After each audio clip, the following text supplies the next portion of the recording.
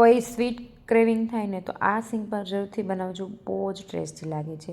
તો કરવાનું કંઈ છે નહીં, સિંગદાણા શેકી લેવાના છે, એકદમ સિમ્પલ રીત છે। તો સિંગદાણા ફોલવા માટે બહુ બધાની જરૂર પડે, એટલે બધાને આડોશ પડોશમાંથી બોલાવીને બેસાડી દીધા હતા। એટલે સરસ રીતે સિંગ પાકના ફોતરા ઉખડી અને ક્રશ કરી લીધા હતા। ત્યાર પછી આપણે એમાં મિલ્ક પાવડર એડ કર્યો, તો એક આ સિક્રેટ ઇન્ગ્રીડિયન્ટ એડ કરશું તો બહુ જ મસ્ત કાજુ કતરી જેવું આ સિંગ પાક બનશે। તો કરવાનું કંઈ છે નહીં, પછી એકદમ મિક્સ કરી અને પાણી ગરમ કરી સાચણી લઈ લેવાની છે। અને આપણે ગાર્નિશ માટે પિસ્તા પણ કટ કરીને રાખ્યા હતા।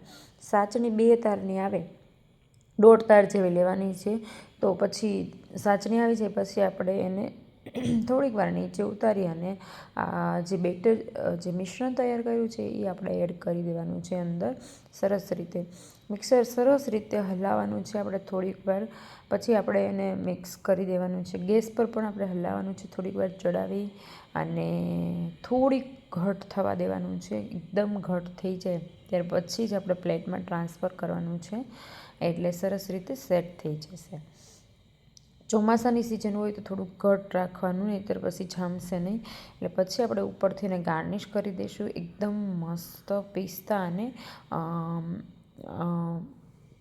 આપણે ગુલાબની પાંખડીથી કર્તન કરશું, એકદમ ટેસ્ટી એવું કાજુ કતરી જેવું સિંગ પાક રેડી છે। ઘરે